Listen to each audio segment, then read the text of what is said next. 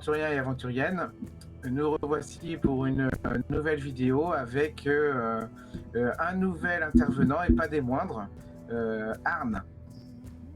Bonjour tout le monde. Donc Arne qui est notre expert gamme et lore de l'œil noir qui nous a tiré de, de plein de soucis qu'on a pu avoir lors de la traduction, qui a su aller chercher les informations, parce qu'évidemment il détient une bibliothèque phénoménale sur l'œil noir. Et donc je suis très content de l'accueillir dans ces chroniques et j'espère qu'on pourra de nouveau le revoir prochainement. Mais c'est un plaisir et un honneur d'être là depuis le temps que nous travaillons ensemble. Je suis toujours content si on m'invite de débiter mes petites histoires dans la tête des innocents spectateurs et écouteurs.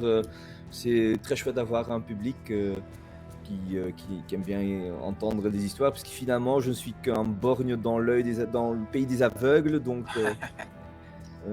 voilà, voilà, on va essayer de vous raconter de belles histoires aujourd'hui et de regarder un tout petit coin, de lever un tout petit peu le voile sur toute une série de choses. Évidemment, le monde de l'aventurier et de l'œil noir est très vaste depuis les 40 ans qu'il existe entre-temps.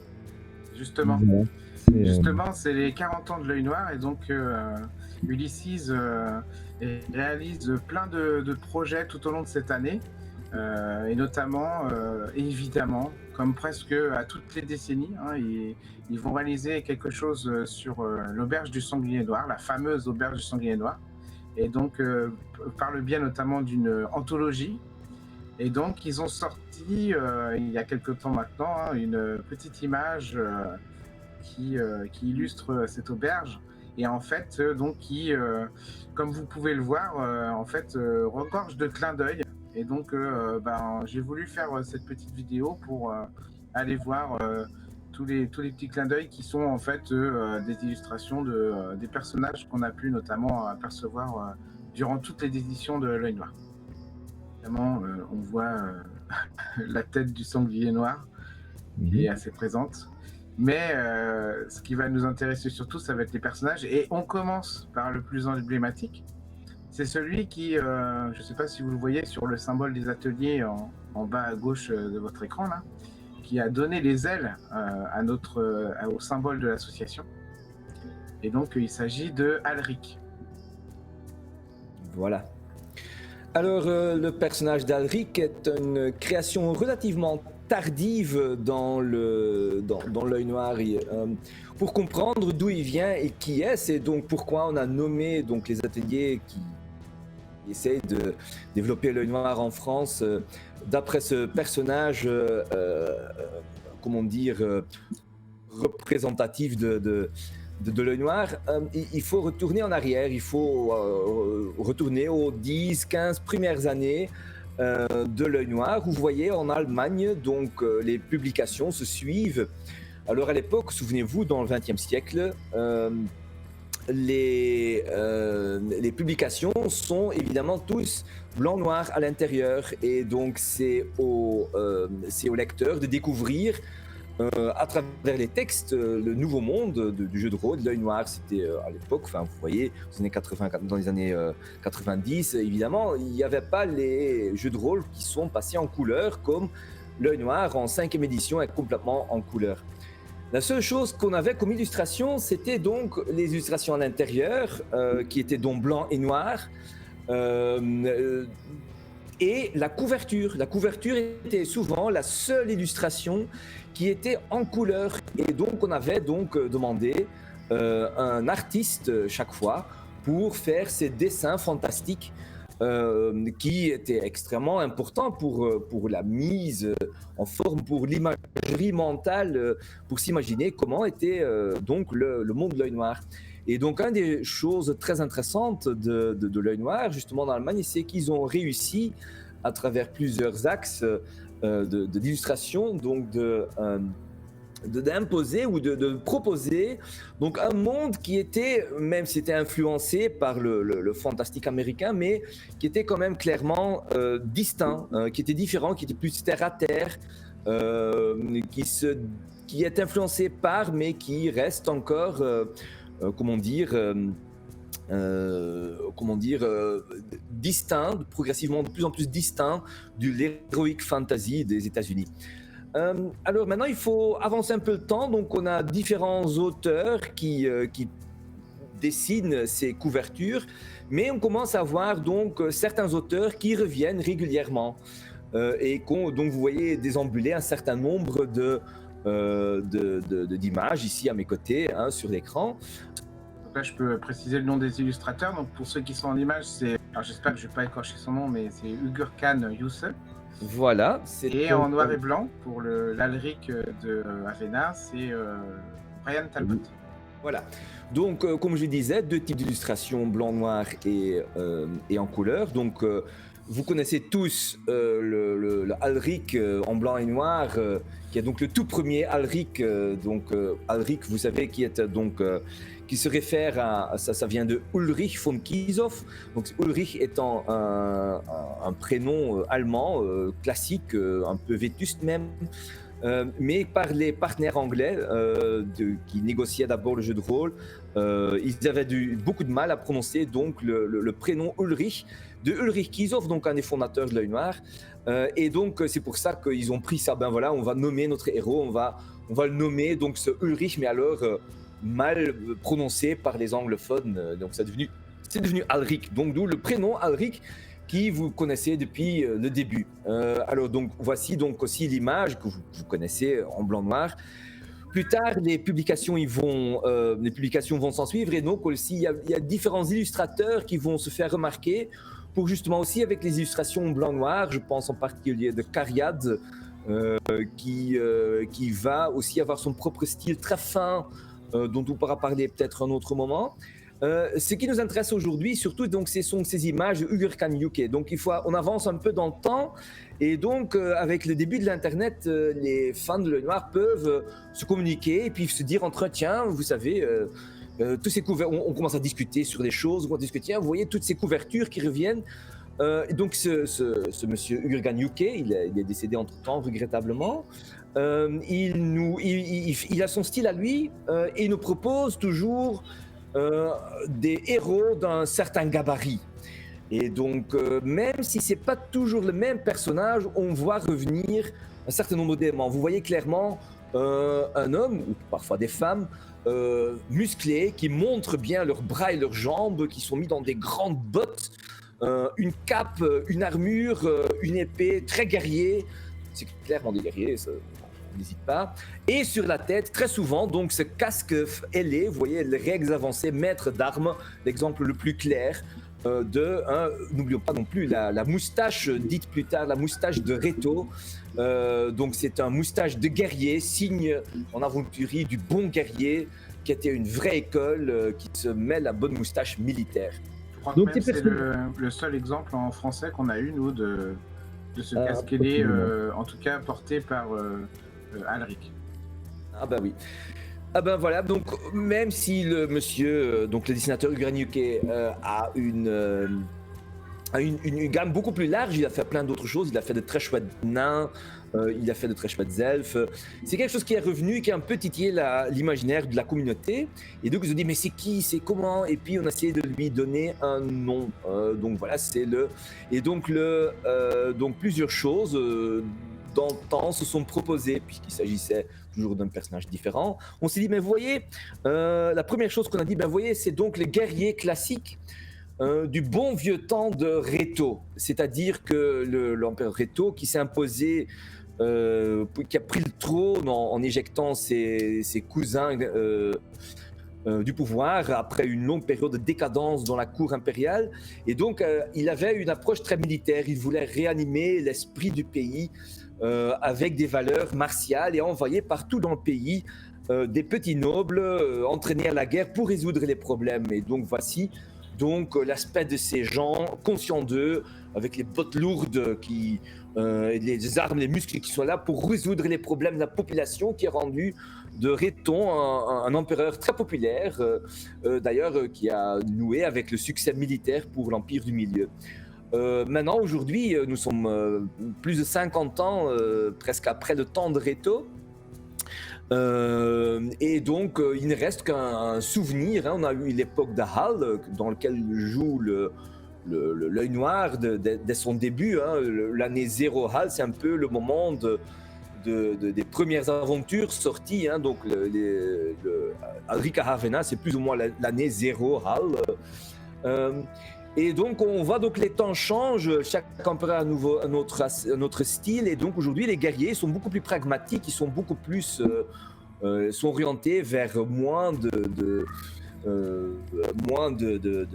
d'apparence, moins d'impression. On a connu des guerres sanguinaires avec beaucoup de pertes. Donc, aujourd'hui, les guerriers se mettent dans de bonnes carapaces. Et il n'y a que les gens de l'époque qui sont un peu restés dans ce style, qui sont donc... qui s'habillent comme dans bon vieux temps. Aujourd'hui, on porte de vraies armures qui couvrent le corps. Ce casque-ailé, c'est très impratique. On ne met plus, c'est un peu passé de la mode, on passe à autre chose. Il ne reste que donc en aventurie, donc ce style des guerriers, donc c'est le vieux style guerrier de Réton, le héros classique, le guerrier classique. Alors, ça c'est une chose. Une autre chose qui s'est imposée, une autre hypothèse qu'on a énoncée, qui a trouvé donc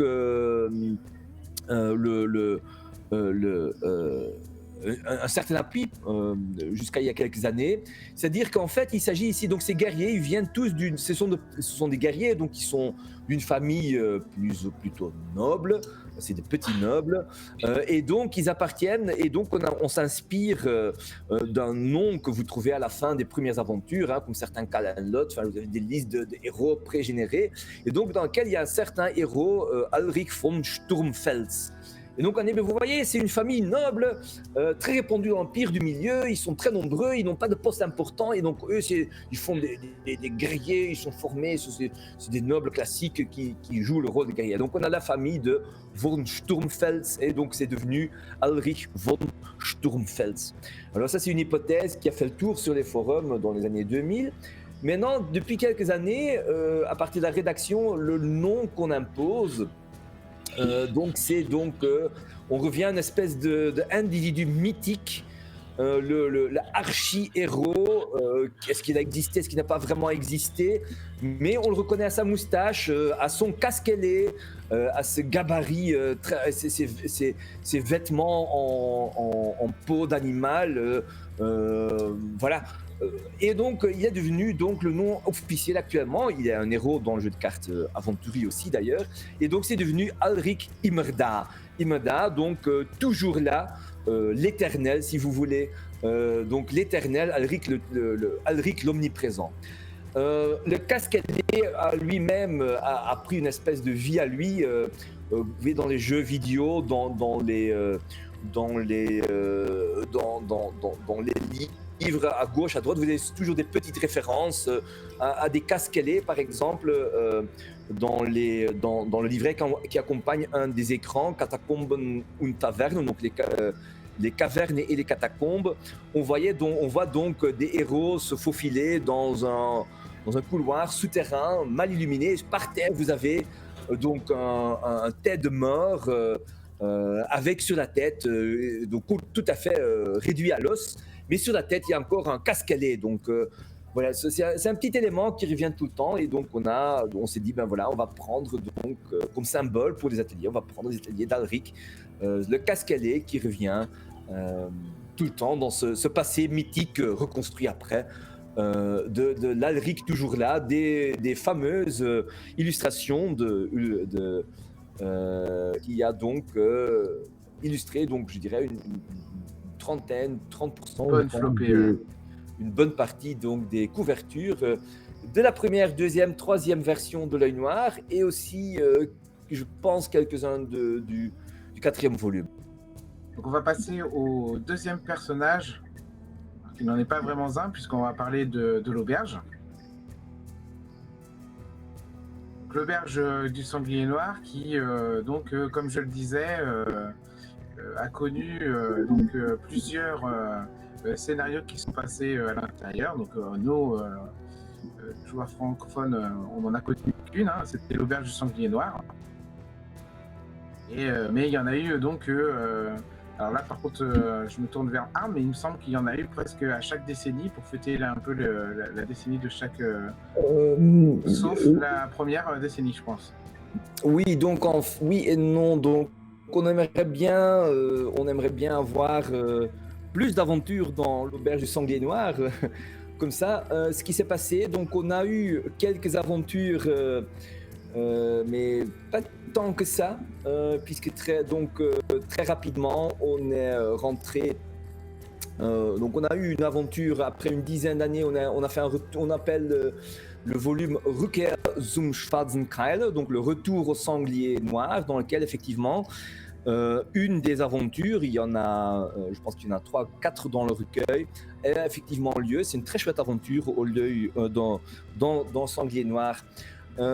Et donc on revisite les lieux une dizaine d'années après. Vous avez ici la couverture justement à mes côtés. Vous voyez le sanglier auquel fait référence, qui est toujours là, le sanglier noir à l'intérieur. Vous voyez donc le dessin, je vais en reparler tantôt encore une fois. C'est un dessin de Uger Kanyuke, donc vous voyez qu'il est capable de faire autre chose que les hommes blonds musclés à la moustache et le casquelet. Où il reprend donc la salle de l'intérieur. Donc cette scène va être reprise plus tard. Donc on va à plusieurs occasions, on va sortir donc un commémoratif, une aventure de retour au Sanglier Noir. Donc à part celui que je viens de signaler, qui date de la 3e édition, on a donc pour les 30 ans de l'Œil Noir, on a sorti donc un pseudo version 1, une aventure qui s'appelle donc des problèmes dans le Sanglier Noir, où on revisite les catacombes, les souterrains de cette auberge, où il y a encore toute une partie que vous n'aviez pas vue lors de votre première visite. Voilà, vous revisitez. Donc encore une fois, vous pouvez de nouveau vous faufiler dans ces couloirs comme si vous étiez jeune, où il y a cette fois-ci un nécromant qui s'est installé, qui laisse courir ses bestioles dans ce couloir, et de nouveau vous avez 3 fois rien et vous pouvez encore... J'aimerais bien aussi rajouter, il y a eu une reprise donc de ce dessin, comme vous le voyez ici, de la V3. Il y a aussi une reprise d'une couverture zum Schwarzen Keil pour le jeu de cartes d'Aventuria, où on reprend la même chose. On reprend donc cet intérieur avec un groupe de héros assis à une table, le sanglier qui est pendu au-dessus, et il y a le comte Baldur von Greifax qui entre dans la pièce, et vous connaissez comment ça se passe. Et donc c'est la reprise dans le jeu de cartes d'Aventuria de ce scénario classique, donc le jeu de cartes d'Aventuria, qui reprend donc entre autres une bonne partie de nos vieux scénarios. C'est très populaire à ce titre-là, et les revisite, et vous pouvez les rejouer comme dans un jeu de cartes, comme un porte-trésor monstre si vous voulez, mais chaque fois avec ce petit internet en plus. Point de vue aventure, on n'a pas eu si grand chose depuis. Pour les 40 ans de l'Œil Noir, maintenant on a une réédition, donc justement l'image principale dont nous parlons aujourd'hui, avec ce beau sanglier noir, et donc la couverture. C'est une reprise des 3 publications du Sanglier Noir, donc le tout premier, l'auberge, puis le retour avec l'aventure de l'époque, et donc ce trouble au Sanglier Noir qui a donc rajouté. Et puis on a rajouté un 4e mini-scénario de quelques pages qui joue dans le contemporain, qui est aussi relié à l'auberge noire. On n'a pas eu de vrai scénario dans l'auberge noire, dans l'auberge du Sanglier Noir depuis. C'est un de ces éléments qui reviennent tout le temps. Vous connaissez, voilà, c'est vite repris. Vous êtes en voyage, évidemment, vous vous arrêtez au Sanglier Noir. Je reprends ici l'image de Uger Kanyuke. Vous voyez donc l'ancien aubergiste Zach Gimbel, qui entre-temps a cédé l'auberge donc à la serveuse Ulrike Fassweiser, qui est donc le nom allemand. Vous voyez ici le dessin originel de l'aubergiste et sa femme, et donc Ulrike Fassweiser, une des 2 sœurs qui sont des servantes dans l'auberge noire de la première du V1. Fassweiser, qui est donc le nom de cette jeune servante, cette serveuse plutôt. Fassweiser en allemand, ça veut dire pointe le fût. Maintenant, puisque vous avez tous joué, au moins entendu parler de cette aventure, vous savez de quoi ce nom de famille fait référence. Hein, donc voilà, l'auteur n'est pas allé chercher très loin. Donc on a relativement peu d'aventures dans l'auberge. On a, dans l'époque de la V3, quelques aventures dans les alentours. Vous avez un certain nombre de personnages secondaires qui reviennent un tout petit peu. Mais voilà que nous fêtons donc 40 ans du Sanglier Noir avec l'ensemble des personnages. Et donc vous voyez le sanglier toujours vif, toujours présent dans cette reconstruction contemporaine, donc d'un passé comprimé en 40 années en une seule image. Pour ceux qui vont poser la question, non, nous ne sommes pas prêts de traduire et de publier cette anthologie, désolé. Donc on va passer au prochain personnage. Ceux qui sont donc à l'avant et qui sont donc des personnages emblématiques de la version 5 de l'Œil Noir, donc qui ont été en fait déterminés assez tôt lors de la création de la gamme pour être finalement repris un peu comme un groupe de héros et pour apparaître et illustrer un nombre important de scénarios, de couvertures. Et donc, on a deux exemples à l'avant avec Miriban Al-Horima, qui est donc la magicienne à gauche, et son amie, donc la sorcière Rowena de Loutre-Val, qui donc apparaissent avec les quelques exemples que vous voyez. Donc l'herbarium, évidemment, n'oubliez pas d'acheter l'herbarium traduit par les ateliers, avec une illustration de Nele Klump, si je ne l'écorche pas trop. Et pour le livre des règles, il s'agit de Anna Steinbauer. Donc on a choisi le livre des règles. Évidemment, il y a d'autres personnages qu'on évoquera après qui apparaissent aussi sur les couvertures. Il y a aussi le chat. Alors je sais plus le nom par contre du chat, mais voilà, il apparaît aussi sur l'herbarium. Oui, donc comme je disais, dans la V1, la V2, la V3, donc la seule illustration coloriée, c'était de la couverture. Un artiste qu'on contactait pour le faire. Voilà, c'était des gens qui n'étaient pas nécessairement liés à l'Œil Noir. C'était des artistes professionnels, même si certains artistes revenaient donc régulièrement. Alors maintenant, on est passé à la V5. On a fait un choix très clair et très net de passer à donc un jeu publié complètement en couleur. Ce qui veut dire non seulement que les pages sont en couleur, comme vous voyez si vous prenez en main le livre des règles, que les pages contiennent donc énormément d'illustrations qu'il faut commander près d'auteurs, un peu sur mesure, et donc non plus des illustrations en blanc-noir. Donc c'est beaucoup plus intensif. Ça demande beaucoup plus de travail, ça demande beaucoup plus d'artistes. Et donc les couvertures aussi sont donc toujours données à des artistes extérieurs sur commande pour avoir de beaux dessins qu'on peut agrandir et qu'on peut utiliser aussi dans le digital pour toute une série de choses dérivées. Évidemment, non seulement ça demande plus de travail, ça demande aussi plus d'artistes, mais ça demande aussi une coordination beaucoup plus importante à la fois sur le niveau des gens engagés et à la fois au niveau de la coordination visuelle des différents ouvrages. Donc Ulysses a fait donc le pari d'engager donc une artiste en chef spécifiquement pour l'Œil Noir. À partir de la V5, donc c'est quelqu'un qu'ils ont engagé pour s'occuper exclusivement une artiste du visuel de l'Œil Noir, donc de coordonner, de ne pas faire tous les dessins, pas faire tous les dessins elle-même, mais aussi faire la coordination des choses. Et donc c'est Nadine Shekel dont vous pouvez découvrir aussi des illustrations sur la toile. Elle a fait beaucoup de couvertures elle-même aussi, mais aussi c'est elle qui propose la coordination. Une des choses qu'on a installées dès le départ du 25 pour donner donc quand même à travers les différents auteurs un sens d'unicité, d'une ligne directrice.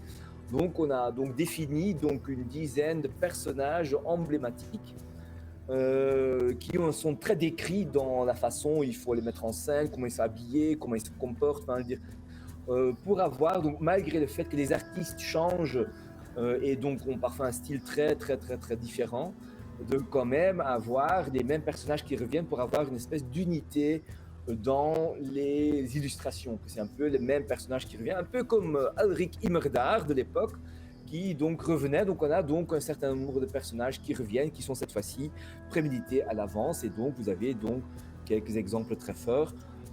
Et donc vous voyez très bien la différence stylistique quand même de Mirhiban sur les couvertures du Sanglier Noir, le livre des règles.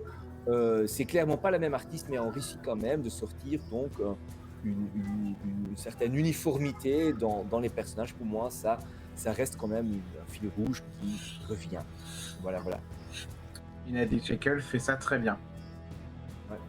Et donc ça fait un peu anachronisme évidemment, où vous avez ici la rencontre dans le Sanglier Noir de ces personnages de référence moderne avec le classique Alric au cascadet qui est toujours là. Et justement, on va passer à un personnage plus ancien. Et ce personnage, donc, c'est une référence un tout petit peu plus technique. Celle-là, fallait la voir, fallait s'en souvenir. Alors, les francophones pouvaient s'en souvenir, hein, puisque il s'agit de la serveuse qui apparaît dans l'illustration qu'on peut trouver dans le premier scénario qui se passe dans l'auberge du Sanglier Noir. Dont on a déjà parlé. Hein, donc c'est une illustration de Brian Talbot. Donc c'est ou bien Ulrich ou bien c'est de Letty. Donc c'est deux sœurs. On fait référence à deux sœurs qui travaillent dans le Sanglier Noir, dans les différentes publications, dont l'une est donc va sauver les héros quand ils sont capturés. L'autre va pendant un certain temps disparaître pour partir en aventure elle-même, inspirée par les héros. Et puis plus tard, une des deux sœurs donc, va reprendre l'auberge du Sanglier Noir. Vous avez ici la serveuse qui est présente de nouveau dans l'auberge du Sanglier Noir. Vous voyez dans le décor, regrettablement, l'absence de Zelda, la femme d'Isaac Gimbel et l'aubergiste lui-même, sur lesquels on reviendra dans quelques instants. Donc on passe au personnage suivant. Ce personnage, c'est de nouveau un personnage emblématique de la V5, puisqu'il s'agit de Caroline Calavanti, avec une couverture de Christophe Grobelski. On a essayé de varier les illustrateurs. Donc j'ai eu l'honneur, scénario de Vampire de Avena, que j'ai eu l'honneur de traduire. J'ai fait des commentaires, je me souviens vaguement.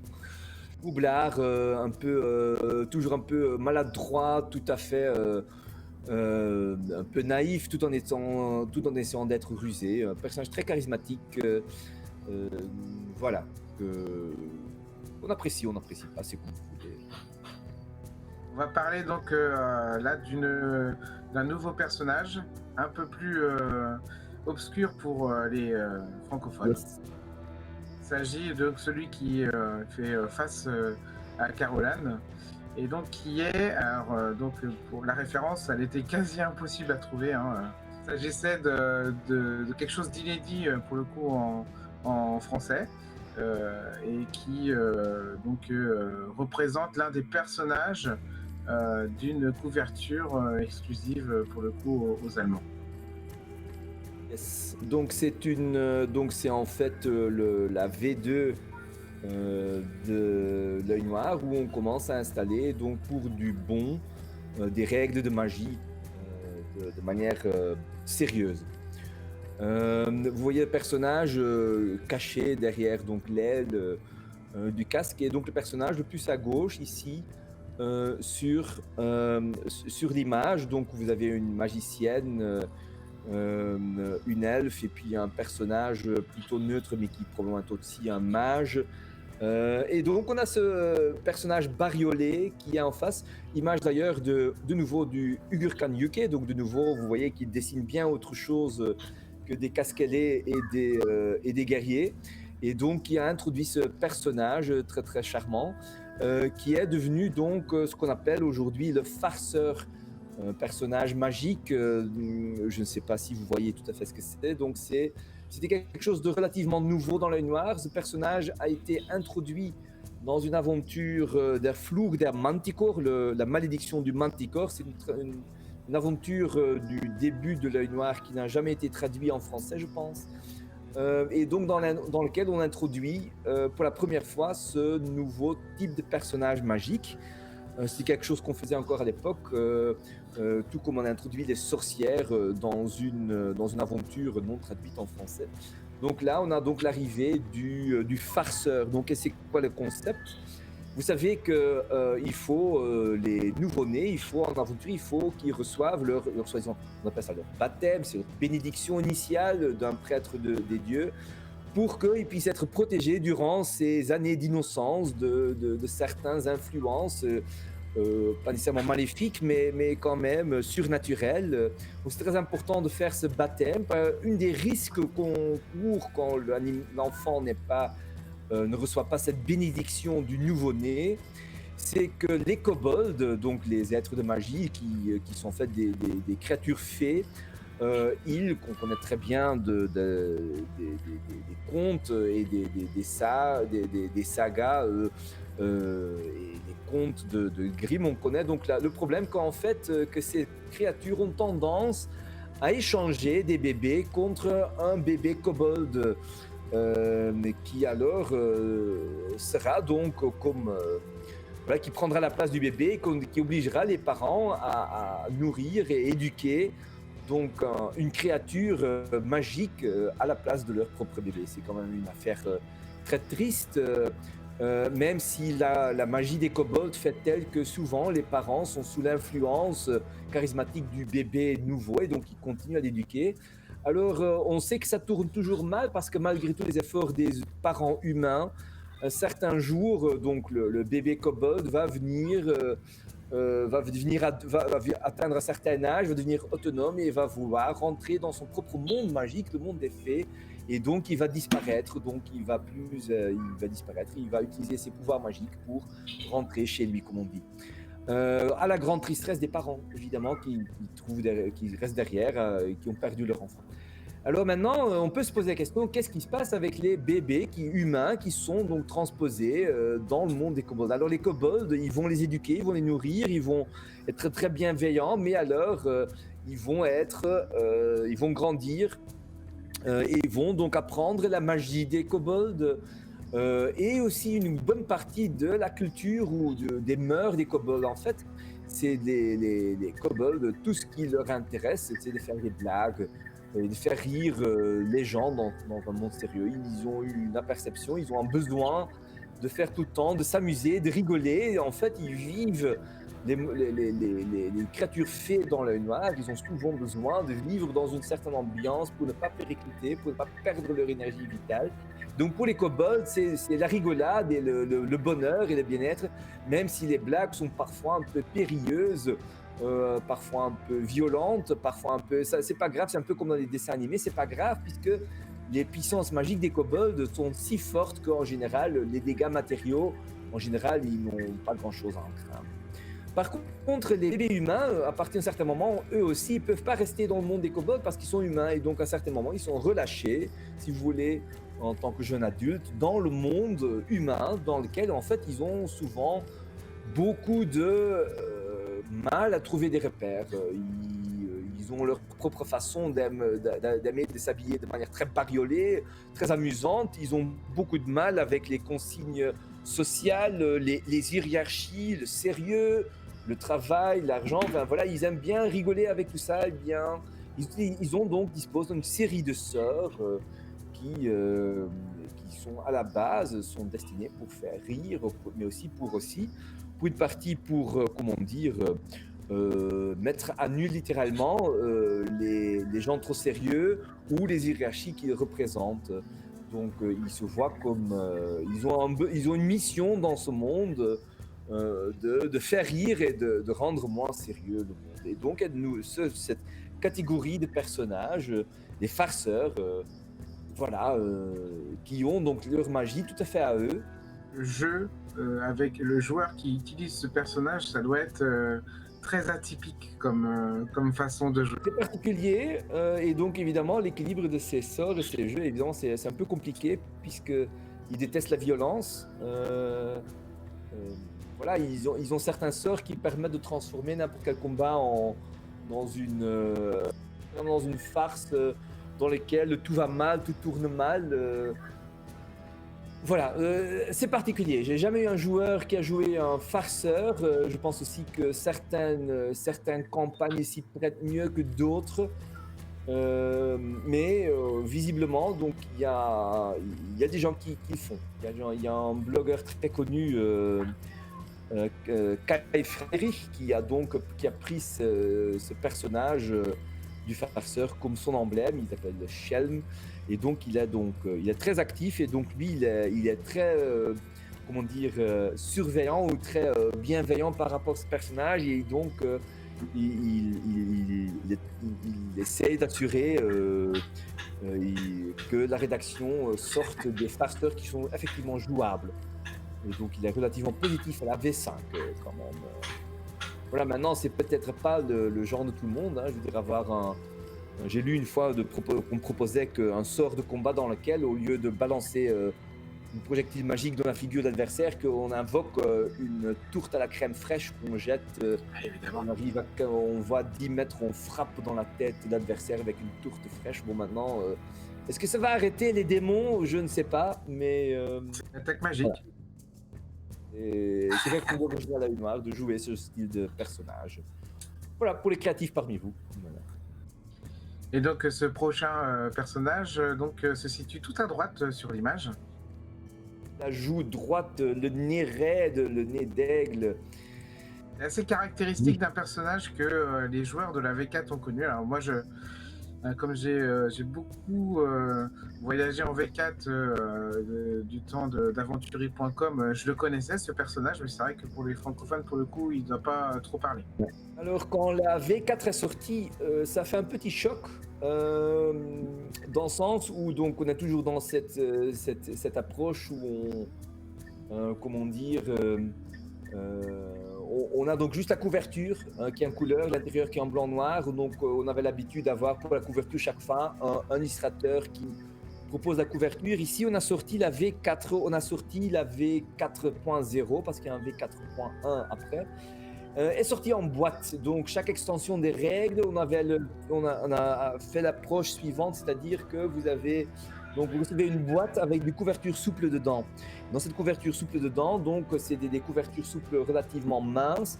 Donc il y avait un livret création des héros, un livret règles pour le joueur, et un volet règles supplémentaires de spécialisation pour des cas spéciaux.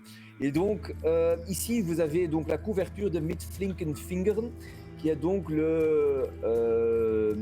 Grundregeln, Talentsystem und Spieltipps. Donc ça c'est le livret de base pour l'extension des règles profanes pour le combat, pour les talents non magiques, et donc qui élabore, qui ouvre donc tout un éventail de personnages, je dirais classiques, non magiques, non religieux, non divins, et donc qui jouent surtout sur les talents.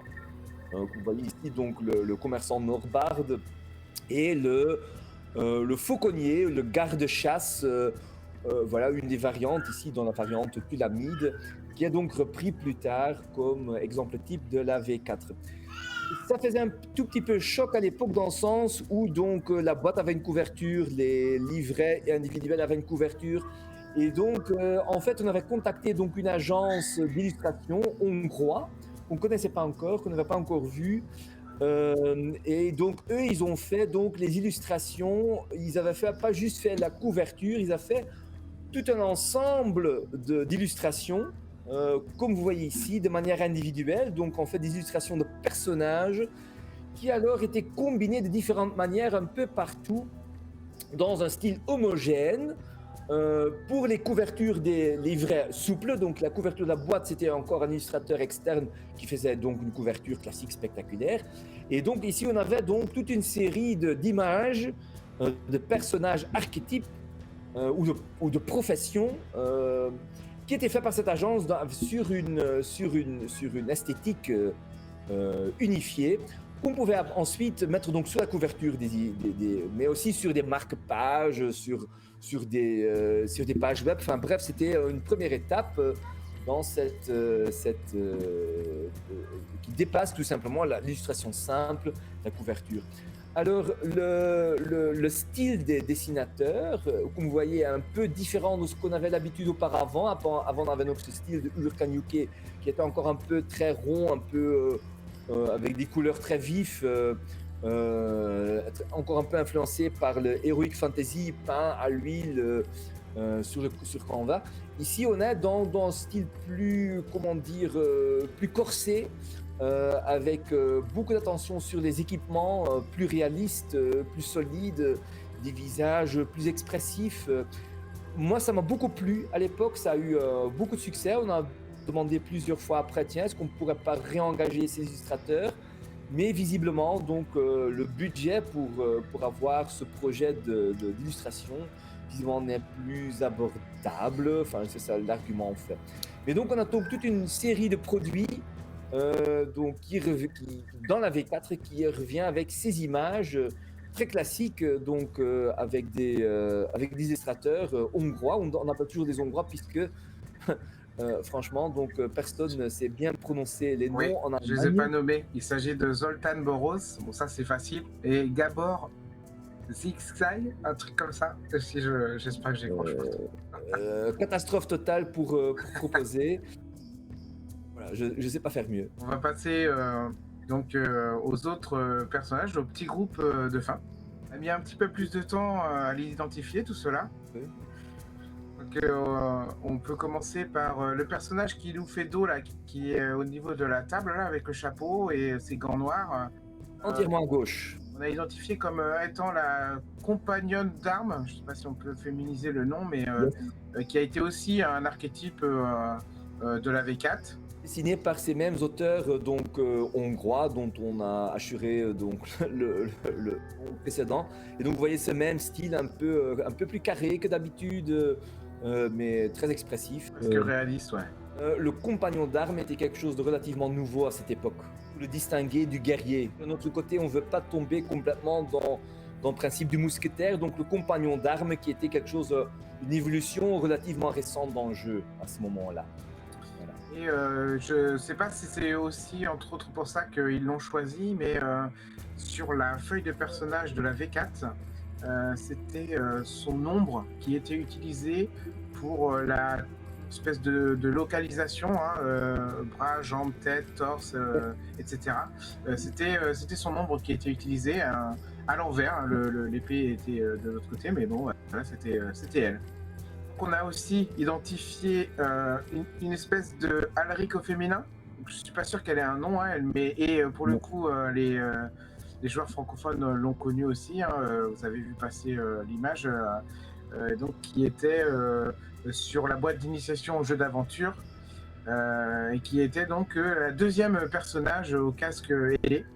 Donc encore une fois avec une illustration de Gurkan Yusuf. Elle est debout, donc on voit peut-être difficilement, elle est debout au fond et on voit vaguement donc les traits blancs de son casque ailé. Et donc selon nos recherches et nos avis, donc c'est le deuxième personnage de droite sur de l'initiation au jeu d'aventure qui elle fait une apparition dans l'auberge noire de Sanglier Noir. Le troisième personnage de ce petit groupe. Donc, encore une fois, je vais écorcher le nom, mais c'est Ezindian Schlagentreu. Schlagentreu, hein, fidèle au serpent.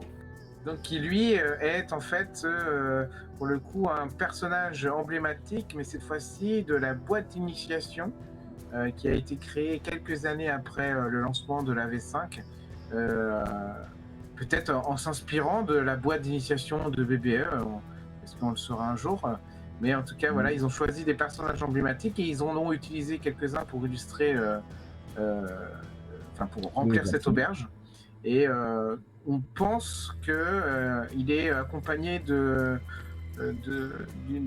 Valariel, Sternumfile, qui donc serait le personnage qui serait de dos à droite de la poutre là.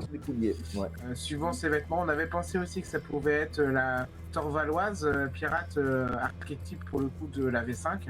Mais les jambes nues, la fourrure aussi sur l'épaule, les bras aussi, c'était sans doute pas elle. Donc c'est la boîte d'initiation qui est d'ailleurs qui est très bonne. Donc il y a donc le secret du chevalier dragon, donc des Geheimnis vom Drakenritter. Et donc c'est dans cette boîte d'initiation, on a donc 4 personnages de prévus. Donc un guerrier, une elfe, un magicien, un nain. Vous connaissez la composition sans aucun doute. Tout est prévu, tout est déjà contenu dedans. Vous pouvez une petite aventure en solo pour chaque personnage que chaque joueur peut lire pendant que le MJ sort des affaires de la boîte. Un petit volet à lui pour dire, ben voilà, vous avez fait, il va vous tomber dessus ceci et cela. Préparez, suivez-nous, on vous prend à la main et puis ainsi de suite on prolonge. Et donc c'est des personnages... voilà, c'est une très bonne boîte, hein, je veux dire. On espère la trouver un jour en français. Espérons. Et donc, voilà, donc il y a deux personnages très, très charmants d'ailleurs, qui sont donc présents ici. L'auberge de l'œil noir, encore une fois, un mélange de toutes les étapes différentes. Et depuis, il y a eu une extension, une sorte d'extension avec 2 nouveaux personnages. Avec une sorcière et un voleur. Jouer à 6. Voilà. Et donc enfin, le dernier personnage, en fait, en réalité, il y en a 2, mais c'est impossible de savoir qui est en train de parler avec la femme au casque ailé. Mais par contre, le dernier personnage, les joueurs de la V5 le connaissent très bien, puisque c'est Géron, qui lui aussi apparaît aux côtés de Miriban, notamment sur les couvertures, et donc qui apparaît. On a choisi un bouquin qui est sorti en français, donc sur l'Almanach, en plein milieu là, avec aussi Miriban qu'on voit un petit peu plus au fond, et qui, voilà, qu'on a traduit, il me semble, par faiseur d'orphelins, même si ça fait pas forcément très flatteur, je trouve. Eisenmacher. Alors d'où est-ce que vient ce nom? C'est que donc c'est un orphelin évidemment, donc il a appris son métier de mercenaire. Probablement dans la ville de Gareth, donc la capitale impériale, où dans le nord de la ville, il y a donc un quartier, un village, un sous-village, un petit faubourg de Gareth un peu isolé du corps de la ville, sur une petite colline, dans lequel en fait l'autorité réelle sur place, c'est donc une bande de mercenaires. Donc une bande de mercenaires qui s'est installée là, qui a tout le pouvoir, qui a toute l'autorité, parce que bon ben voilà, c'est eux qui prévoient le muscle local. Donc parfois ils n'ont pas peur de faire de l'un ou l'autre truc du mauvais côté de la loi. C'est pas la grosse criminalité, mais en fait, donc c'est une bande de mercenaires qui a tellement de poids local que en fait c'est eux qui font la règle. Et donc ils s'appellent donc leur nom de guerre, c'est les Weisenmacher, donc les faiseurs d'orphelins, puisque soi-disant là où ils se battent, donc voilà, ils laissent derrière que des orphelins. Donc et donc il a pris donc Héron a visiblement a été adopté par cette bande pendant certaines années. Il a pris le métier et donc elle a pris le nom de famille de cette bande de mercenaires, les Weisenmacher, donc les faiseurs d'orphelins. Donc c'est pas nécessairement lui qui crée des orphelins à gauche à droite, mais donc ça indique plutôt l'origine de la bande de mercenaires qu'il a appris son métier, qui a pris charge de lui avant qu'il parte. Et donc je n'ai pas précisé, mais la couverture de l'almanach, elle est de Anna Steinbauer. On va arriver sur le dernier personnage, c'est l'occasion aussi de donner enfin le nom de l'illustrateur qui a fait donc cette image de l'auberge pour les 40 ans. Donc, il s'agit de Nathaniel Park. Donc ce dernier personnage, il s'agit donc de l'aubergiste Zargimbel lui-même. Mais non, ce n'est pas Zargimbel, ce n'est pas l'aubergiste. Vraiment, il ressemble vraiment beaucoup. Mais pour le coup, de ce que donc il a été dit, donc c'est un clin d'œil pour Nikolai Or. Nicolas Roch, qui est donc le rédacteur en chef actuel à Ulysses, chez Ulysses pour l'œil noir. Et donc, on a donné donc, les traits vaguement de Zargimbel ont été remplacés vaguement par les traits de Nicolas Roch comme aubergiste en charge du sanglier noir, avec les couleurs vertes, noires de Ulysses dans son costume. Voilà, je pense qu'on a fait le tour de cette image. On en a terminé. Voilà, cette image qui est donc, je vous rappelle, vient de la publication qu'on vient de sortir pour 40 ans de l'œil noir, donc un recueil qui regroupe toutes les publications dans lesquelles est présent, dans lesquelles est présent donc l'auberge du sanglier noir, augmenté de quelques commentaires des auteurs de l'époque et contemporains, ce que représente l'œil noir pour eux. J'espère que vous avez apprécié des informations qu'on vous a données, qui se cachent dans ce dessin, de cette couverture, de cette publication, afin d'avoir une petite fenêtre sur les décennies d'œil noir qui sont déjà derrière. Merci beaucoup Arne. Merci beaucoup à tous ceux qui nous soutiennent, hein, plus qu'ils nous supportent, donc on a beaucoup apprécié les derniers retours là sur les dernières vidéos. C'est chouette que vous appréciez. Donc on essaye plusieurs formats là. Je sais pas, n'hésitez pas à nous dire ceux que vous avez préférés, ceux que vous aimeriez aussi avoir. Hein. Et puis bien, je vous dis à bientôt pour de nouvelles chroniques. Au revoir.